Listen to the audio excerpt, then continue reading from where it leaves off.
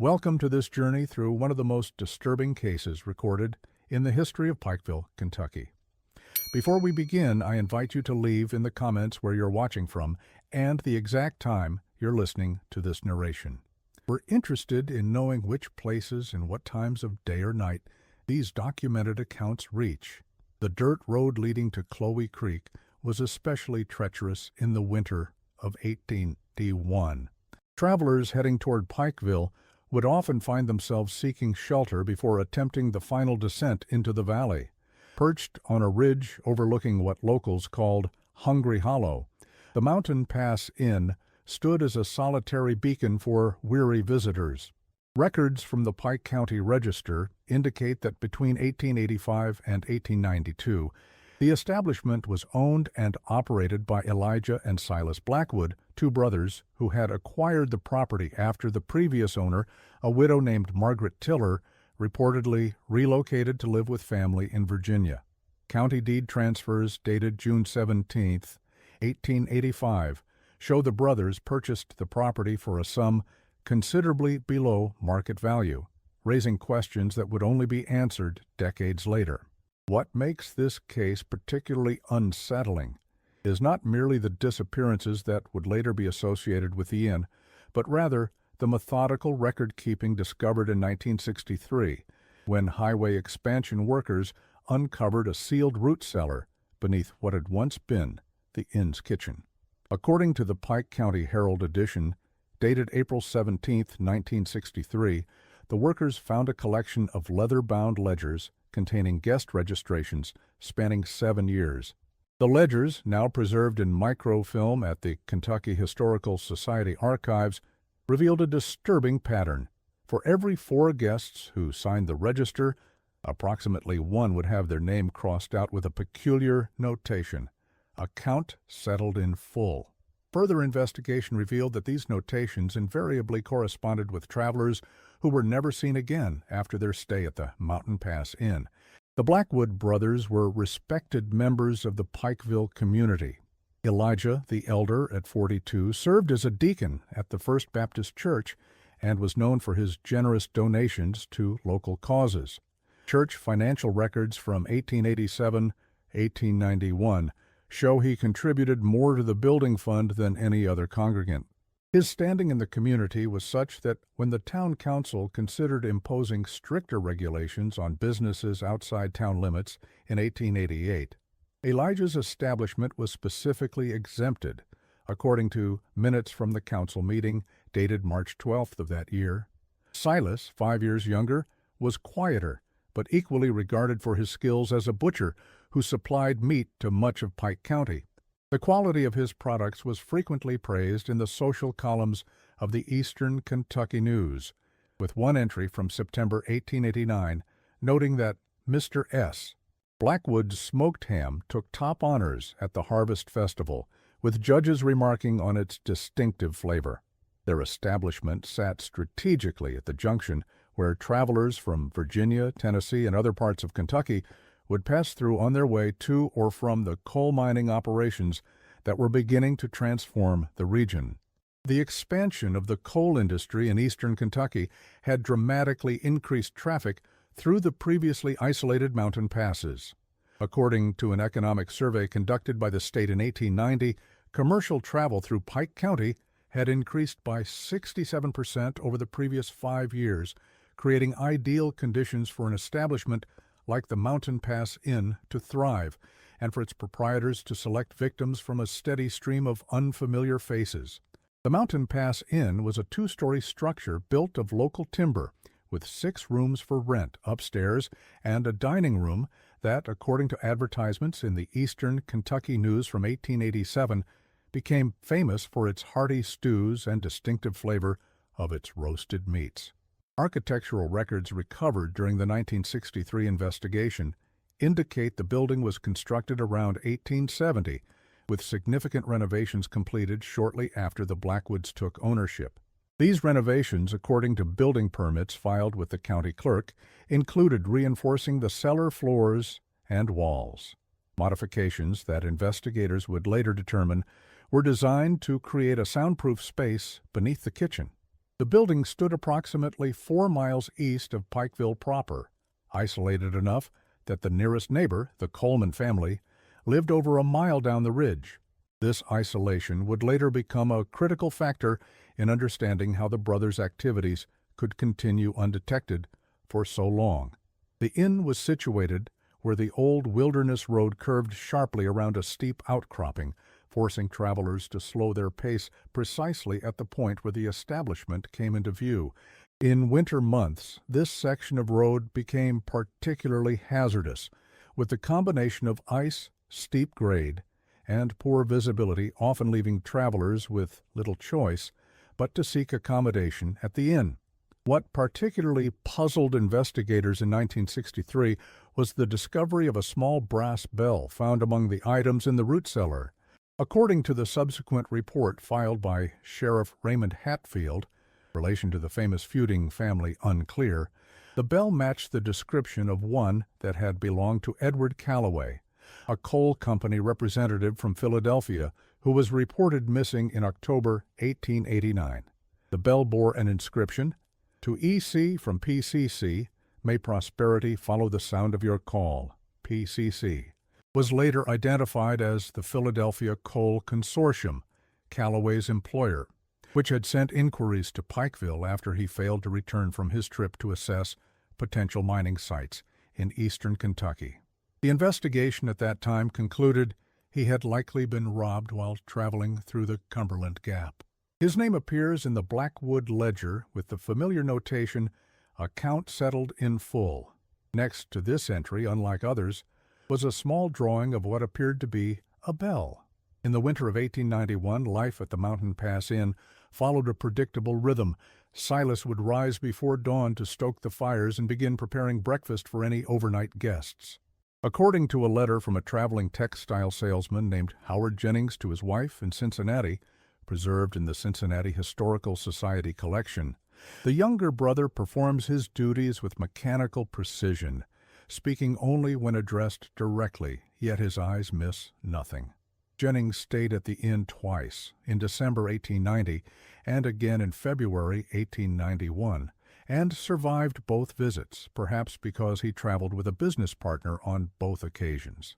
By all accounts preserved in local memory, and the few letters that survive from former guests, the brothers maintained an immaculate establishment. The floors were swept daily, the linens changed regularly, unusual luxury for such a remote location.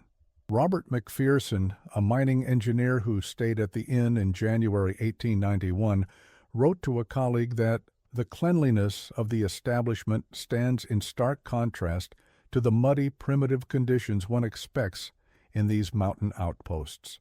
The elder Blackwood explained that attention to detail is what separates civilization from barbarism. McPherson's correspondence takes on an eerie quality in light of later discoveries about the true nature of the civilization the Blackwoods had established. Elijah managed the business affairs, keeping meticulous records and corresponding with suppliers from as far away as Lexington. His penmanship, as evidenced in the recovered ledgers, was impeccable, each entry made with precise, flowing script that betrayed his education at a seminary in Virginia before he returned to Kentucky in the early 1880s. Several letters to suppliers found during the 1963 excavation show a man obsessed with details, demanding specific cuts of meat to supplement their own supply, particular spices imported from New Orleans, and specific varieties of root vegetables that he claimed were essential to his brother's recipes. What few people knew was that beneath this veneer of respectability, the brothers maintained another set of books. Found alongside the guest register in 1963 was a small notebook containing calculations of weights, costs, and profits that initially confused investigators, until Dr. Harold Feinstein of the University of Kentucky analyzed them in his unpublished 1964 study of the case. The notebook appeared to track inventory, but the classifications were cryptic, with entries like Grade A, male, approx. 180 ELBs, followed by calculations of usable portions and waste. Dr. Feinstein's analysis which was suppressed at the request of several prominent Pike County families but later leaked to researchers in 1967, concluded that the notebook represented a meticulous accounting of human remains processed for consumption and commercial use. Martha Coleman, whose family lived nearest to the inn, would later tell her granddaughter, in an oral history recorded for the Pike County Historical Society in 1952, that she had always felt uneasy about the establishment. My father forbade us children from going near the place unless accompanied by him or my older brothers, she recalled. He never said why, but I remember how he would become quiet whenever Mother suggested stopping there for Sunday dinner. There was something in his eyes, like he knew something, but couldn't bring himself to speak it. In the same recording, Martha recalled that on one occasion in the summer of 1890, her father returned from a delivery to the inn, visibly shaken. When pressed by his wife, he reportedly said only, "I saw something in the smokehouse that I wish to God I hadn't." He refused to elaborate, and the family never again visited the inn. The Coleman family's farm supplied eggs and some vegetables to the inn, and Martha's father, John Coleman, would make deliveries every Thursday. According to Martha, he always insisted on leaving the goods at the front door rather than bringing them to the kitchen as most vendors did. When pressed by his wife about this peculiarity, he reportedly answered only that, "The less I see of that kitchen, the better I sleep at night." County records show that John Coleman sold his farm in 1892, shortly after the disappearance of the Blackwood brothers, and relocated his family to Ohio, a move that some researchers have interpreted as an attempt to distance himself from whatever knowledge he may have possessed about the brothers' activities. The ridge where the Mountain Pass Inn stood experiences dense fog throughout much of the year, often shrouding the building by mid-afternoon. Weather records from the Pikeville courthouse indicate that between October and March, visibility on the ridge could be reduced to less than 10 feet on as many as 18 days each month. Travelers caught in this weather had little choice but to seek accommodation, as attempting to navigate the treacherous descent to Pikeville in such conditions would be foolhardy at best, fatal at worst. The Blackwood brothers seem to have developed an uncanny ability to predict these weather patterns, often preparing additional rooms just before a bank of fog would roll in, bringing with it stranded travelers, grateful for any shelter. One such traveler was Carolyn Meeks, a school teacher journeying to take up a position in Pikeville. According to her correspondence with her sister in Cincinnati, preserved in the Meeks family collection at the Ohio Historical Society, she arrived at the inn on September 3, 1890. "The place has a strange atmosphere," she wrote. "The older brother is excessively polite, almost theatrical in his courtesy, while the younger barely speaks, but watches with such intensity that I find myself unable to meet his gaze. I shall be glad to reach Pikeville tomorrow and put this place behind me."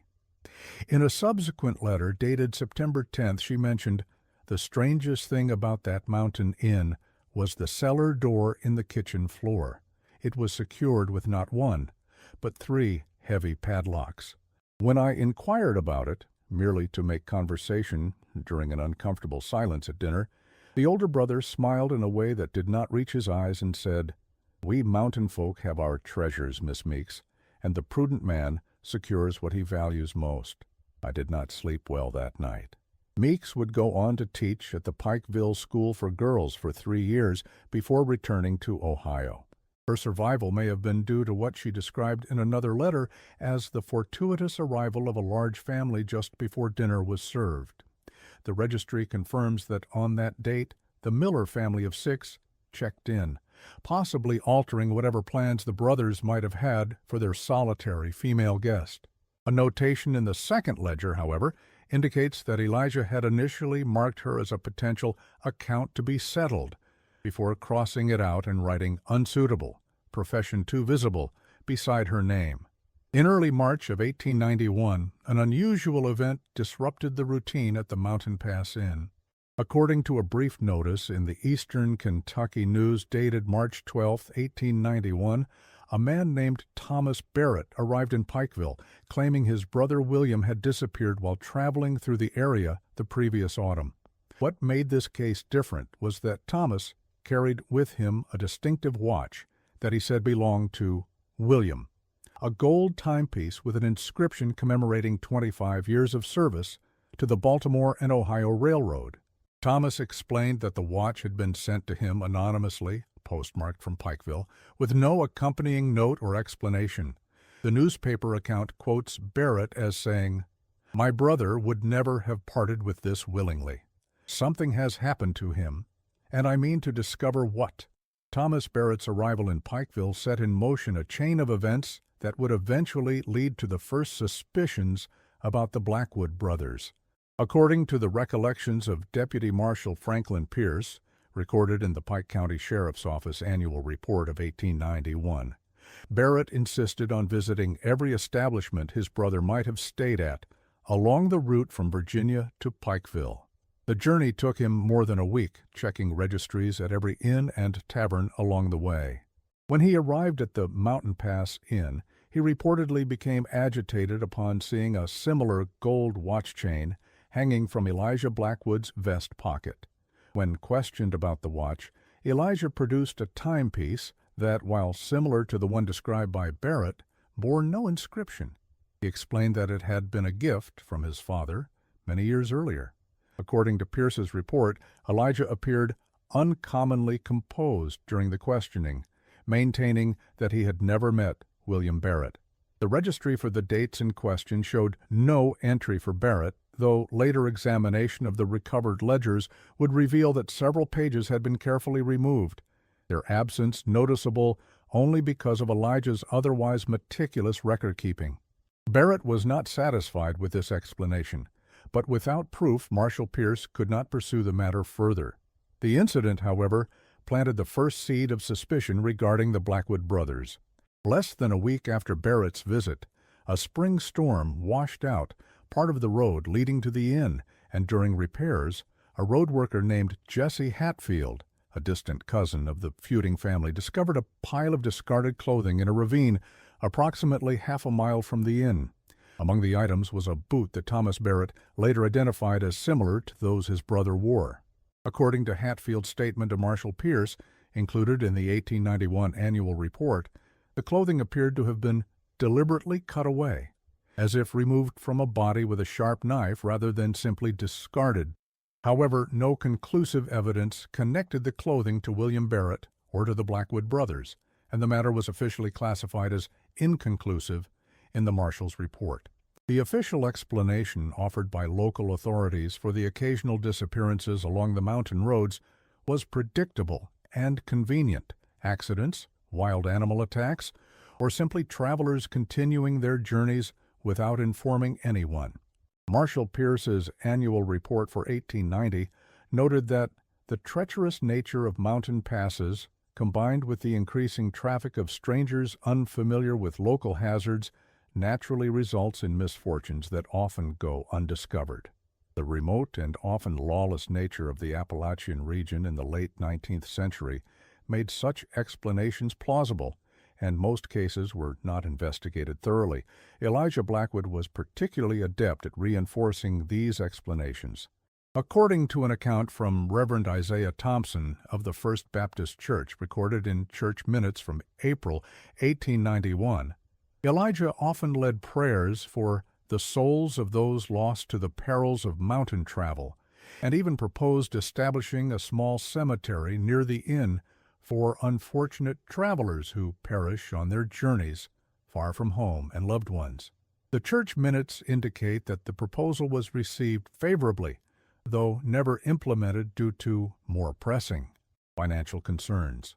Reverend Thompson noted that Elijah seemed unusually insistent about the matter, offering to donate the land and a substantial sum for maintenance of the cemetery. The community's willingness to accept these explanations stemmed partly from economic necessity. The Mountain Pass Inn was one of the few establishments providing accommodation for the growing number of businessmen coming to invest in the region's coal resources. According to Pike County tax records from 1890, The inn generated substantial revenue that benefited the local economy through purchases of supplies and Elijah's generous donations to community projects. A petition circulated in 1890 to improve the road leading to the inn gathered over 50 signatures from local merchants who cited the benefits of increased traffic to the area's economy. Additionally, the Blackwood name carried weight in Pike County. County census records from 1870 show that the brothers' father, Nathaniel Blackwood, had been a respected judge before his death in 1882, and their grandfather had been among the earliest settlers in the region. This heritage provided the brothers with a degree of insulation from suspicion that strangers would not have enjoyed. As one anonymous source told the Pike County Herald during the 1963 investigation, in those days, the word of a Blackwood was taken as gospel. If Elijah said a man had continued on his journey, no one would think to question it. Dr. Rebecca Collins, in her 1967 study, Frontier Justice and Community Silence, which was completed but never published due to her sudden death that same year, suggested that the community's reluctance to question the Blackwood brothers represents a form of collective denial common in isolated communities dependent on key individuals for economic stability. Collins, who interviewed several elderly Pike County residents who remembered the brothers, noted that there was a palpable discomfort when the subject was raised, as if breaking the silence would implicate the entire community in whatever transpired at the Mountain Pass Inn. By the summer of 1891, the initial suspicions raised by Thomas Barrett's visit had largely subsided. Life at the Mountain Pass Inn returned to its regular rhythm, though some locals began to take note of patterns they had previously overlooked. Martha Coleman recalled that her father became increasingly reluctant to make deliveries to the inn, eventually sending her older brother in his place. When asked why, he reportedly said only that some things are better left unquestioned. Similarly, the local postmaster, Hiram Watson, noted in his personal diary, discovered among his effects after his death in 1924, that the Blackwood brothers receive an unusual number of inquiries regarding persons who have apparently vanished while traveling through our region. I find myself wondering if there might be some connection, though prudence suggests I keep such thoughts to myself. The most significant shift came in the behavior of Silas Blackwood. According to accounts from various sources, including entries in the Journal of Dr. Samuel Wilson, the only physician in Pikeville at that time, Silas began to exhibit signs of what Wilson described as nervous agitation. He was observed pacing along the ridge behind the inn late at night and, on several occasions, was seen digging in various locations on the property. Wilson, who treated Silas for insomnia in July 1891, noted that the younger Blackwood appeared haunted by some unspoken dread. In his medical journal, Wilson recorded prescribing laudanum for Silas's condition and observed that the patient exhibits the classic signs of a man burdened by severe moral conflict. When questioned about the source of his distress, he becomes evasive, referring only to obligations to family that he finds increasingly difficult to bear. A ledger entry from August 1891 shows a significant drop in the number of accounts settled in full, compared to previous months, suggesting that Silas's deteriorating mental state may have begun to interfere with the brothers' usual activities. According to Dr. Feinstein's analysis, the brothers typically processed 1 to 2 victims per month during peak travel seasons, but August 1891 shows no such entries. Instead, there is a notation in Elijah's handwriting that reads simply, "S becoming unreliable, considering alternatives." As summer faded into autumn, the Mountain Pass Inn saw a decrease in travelers. The ledger entries from September 1891 show fewer guests than the same period in previous years. Whether this was due to spreading rumors or simply changing travel patterns is unclear from the available records. What is clear is that the relationship between the brothers began to show signs of strain. On September 8th, Dr. Wilson was summoned to the inn to treat Silas for a laceration to his right hand. In his journal, Wilson noted that the wound appears to be defensive in nature, such as one might receive warding off an attack with a blade. When questioned, both brothers claimed it resulted from an accident while butchering, though the angle and depth suggest otherwise.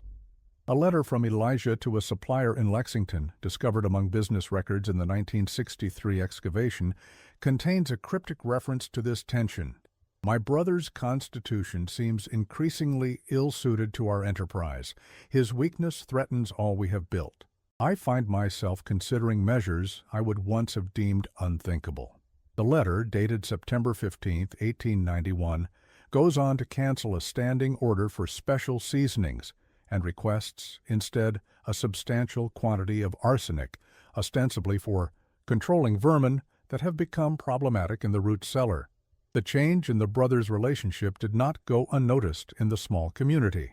Sarah Jenkins, who delivered milk to the inn twice weekly, told her son, who later recounted the story to Pike County historian Walter Hensley in 1949, that the air in that place had turned sour between them.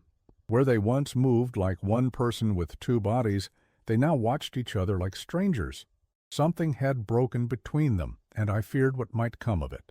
Jenkins also reported that on her last delivery in late September, she observed that the younger brother had taken to sleeping in the stable rather than the main house. When I asked if something was amiss, he simply said that his brother's snoring had become intolerable. But there was fear in his eyes when he glanced toward the house. A receipt from Harlan's General Store in Pikeville, dated September 29, 1891, shows that Silas purchased a revolver and ammunition, an unusual acquisition for a man who, according to local accounts, had previously expressed distaste for firearms. The store owner, Jacob Harlan, later told investigators that Silas had appeared agitated and glanced repeatedly over his shoulder, as if expecting to be followed. When asked about the purchase, Silas reportedly claimed it was for protection against wild animals that had been troubling the livestock. As October arrived with its early frosts, the brothers continued their operations, though with a noticeable increase in precautions. According to the ledger, they began turning away single travelers, particularly men traveling alone, precisely the type that had previously made up the majority of their accounts settled in full notations. Instead, they focused on families and larger groups passing through the area. An entry from October 3rd shows that they refused accommodation to a solitary traveler, despite having vacant rooms, with a notation, S. objected strenuously. Potential conflict avoided by claiming full occupancy. The annual report of Pikeville's coal production for 1891 indicates a significant increase in mining operations that autumn, bringing more traffic through the mountain passes and potentially more witnesses to any unusual activities at the inn. This change in circumstances may have forced the brothers to adapt their practices, creating additional strain in their already deteriorating relationship. A letter from the Eastern Kentucky Mining Consortium to town officials, dated October 10, 1891, mentions plans to establish regular stagecoach service along the route passing the Mountain Pass Inn, which would have dramatically increased visibility and scrutiny of the establishment. In what would become a pivotal moment in the case, on October 17, 1891, a hunting party from Pikeville, led by Magistrate William Rutherford, stopped at the inn seeking shelter from an early snowstorm. According to Rutherford's account, preserved in a letter to his brother in Louisville, dated October 23, 1891, the hunters arrived unannounced due to the sudden change in weather. Upon their arrival, they found the front door unlocked but no one present in the main building. A fire burned in the hearth of the common room, and a pot of stew simmered in the kitchen, suggesting that the brothers had stepped out only momentarily. Rutherford described hearing sounds of violent dispute coming from the outbuilding that served as the smokehouse. When the hunting party approached, the brothers emerged, Silas with blood on his apron. Not unusual for a butcher, but Rutherford noted that Elijah's hands were similarly stained. The brothers appeared startled, and according to Rutherford, exhibited the demeanor of men interrupted in some secret enterprise rather than legitimate business. Elijah quickly recovered his composure and welcomed the hunting party, explaining that they had been processing a deer brought in by a local hunter earlier that day. Rutherford observed, however, that there was no sign of a deer carcass in the smokehouse when one of his companions peered inside. The hunting party stayed the night, but Rutherford recorded that none of the men slept soundly. There was movement throughout the night, he wrote, heavy objects being dragged, and at one point, what sounded like digging beneath the floorboards of the kitchen. In the morning, the brothers served breakfast as usual, though Rutherford observed that Silas's hands trembled so violently he could barely pour the coffee. More disturbing was his observation that the younger brother bore a fresh bruise upon his jaw and a series of small burns on his right forearm that appeared deliberate in their application. After the hunting party's departure, rumors began to circulate in Pikeville. Rutherford, as a magistrate, felt compelled to mention his concerns to Marshal Pierce, but no official investigation was launched. Instead, according to town council minutes from November 1891, it was decided that inquiries shall be made discreetly, so as not to damage the reputation of respected businessmen without substantial cause. This decision reflected the continued influence of the Blackwood name and the economic importance of the inn to the community, even as suspicions grew. What happened in the following weeks has been pieced together from various sources, including entries in the brothers' ledger, correspondence found in the 1963 excavation, and accounts from locals collected years later. The picture that emerges suggests a rapid unraveling of both the brothers' relationship and their careful facade. A notation in the ledger dated November 1, 1891, in what appears to be Silas's handwriting, reads, "E becomes more reckless. Says the cellar is nearly full, but refuses to relocate any of it. The smell will give us away when the spring thaw comes." This cryptic entry is followed by several pages where the neat columns of Elijah's usual record-keeping give way to increasingly erratic entries, suggesting a breakdown in the methodical operation of the inn. On November 10, 1891, a cattle trader named Michael Flynn stopped at the inn. His name appears in the register, but without the usual neat handwriting of Elijah. Instead, it seems to have been added later, possibly by Silas, with no corresponding account-settled notation. Flynn was never seen again after this date, but unlike previous disappearances, his absence was immediately noted. According to an article in the Eastern Kentucky News dated November 18, 1891, Flynn had been expected to deliver cattle to a buyer in Pikeville, but never arrived.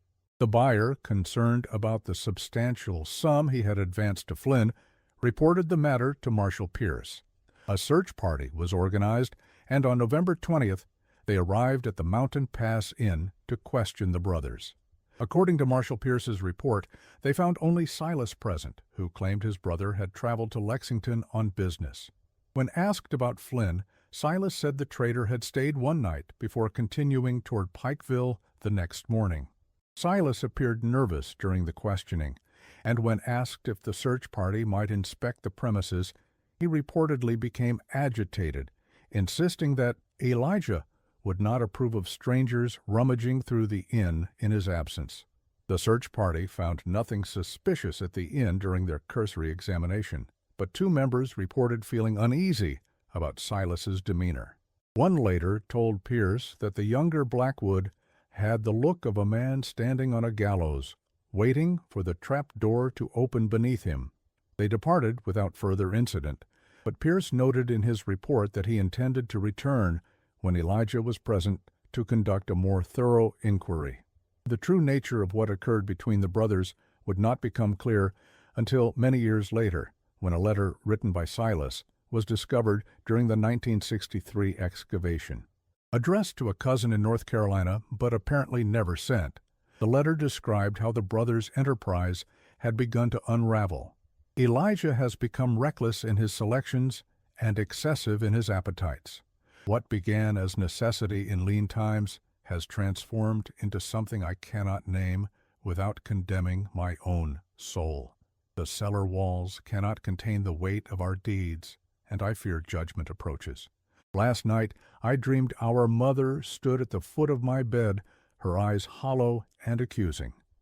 When I awoke, I found Elijah watching me from the doorway, his expression unreadable in the darkness.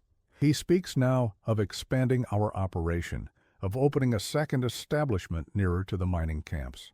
I cannot follow him further down this path, yet I see no way to extricate myself from what we have built together. The bonds of blood have become chains, and I find myself contemplating desperate measures to break them. The letter, dated November 25, 1891, suggests that Flynn's disappearance may have been a breaking point for Silas. A subsequent entry in the ledger in Elijah's handwriting indicates that he returned from Lexington on November 27th and was displeased to learn of the marshal's visit. He notes, S. becoming a liability. His weakness could destroy everything.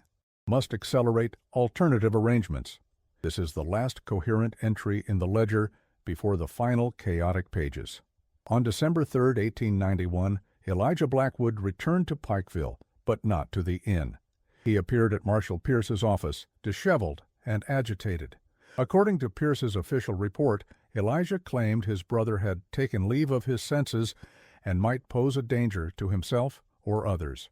He requested assistance in having Silas committed to the state asylum in Lexington. When questioned about the specifics of his brother's condition, Elijah described increasingly erratic behavior, claiming that Silas had begun to suffer from delusions, believing that the dead were speaking to him from beneath the floorboards. Elijah suggested that the strain of running the inn in such an isolated location had gradually undermined his brother's mental stability. Pierce, who had been suspicious of the brothers since the Flynn investigation, saw an opportunity to examine the inn more thoroughly.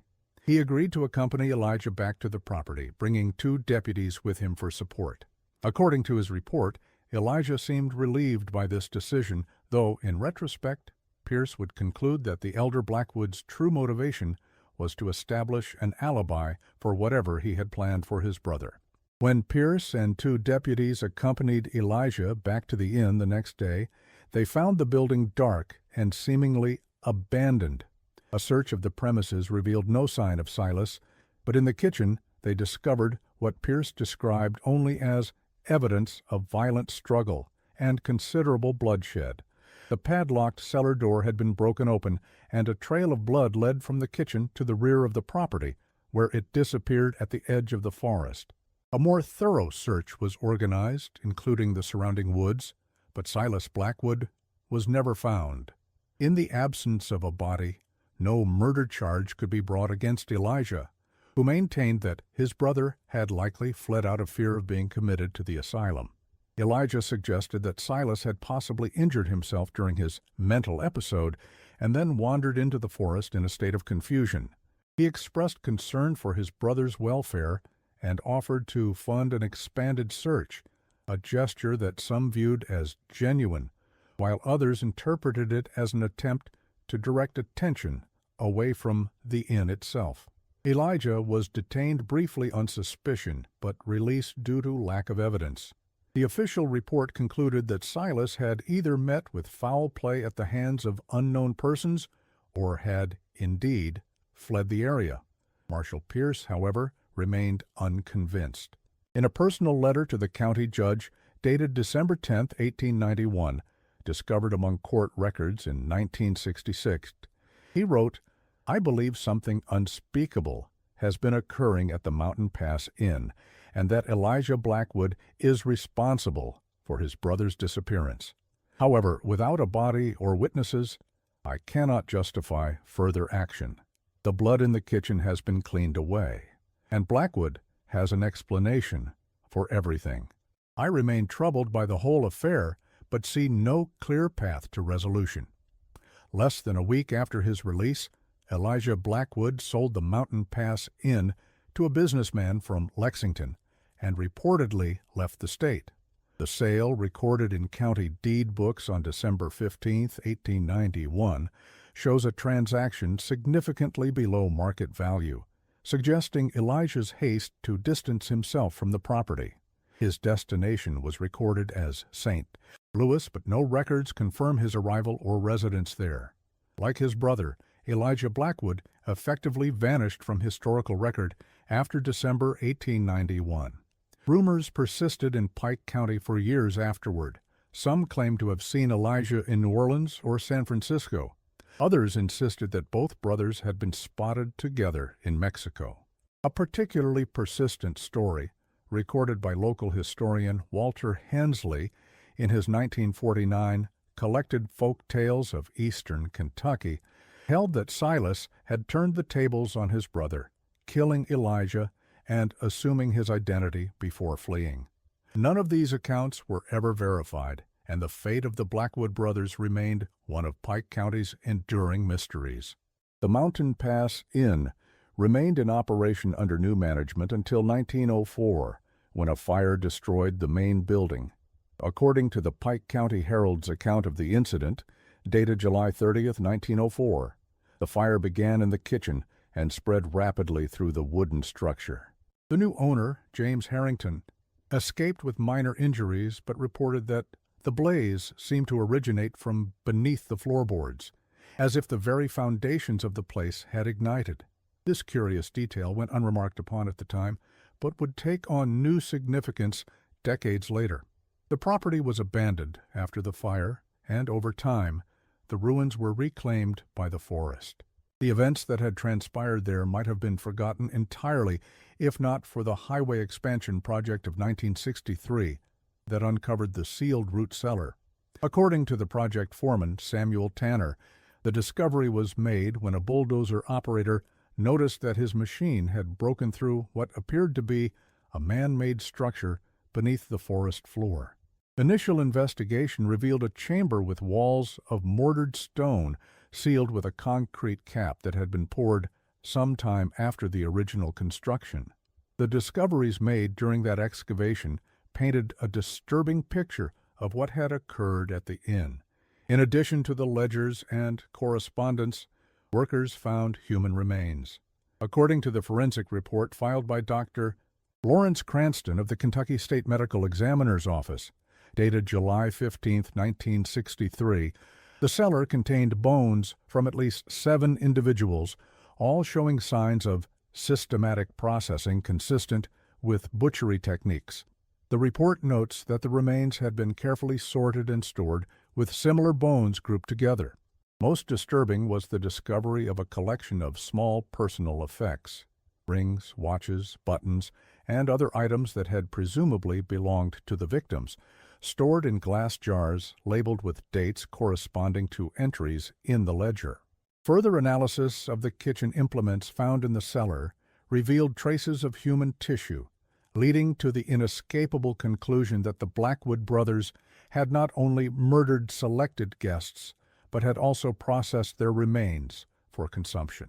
The brothers' smokehouse techniques, praised in local accounts, had apparently been applied to human flesh, which was then served to unsuspecting travelers and possibly sold to businesses in Pikeville. More disturbingly, the distinctive flavor of the inn's famous stews and roasted meats noted in contemporary accounts suggested that other travelers, and possibly even locals, had unknowingly participated in these acts of cannibalism. Dr.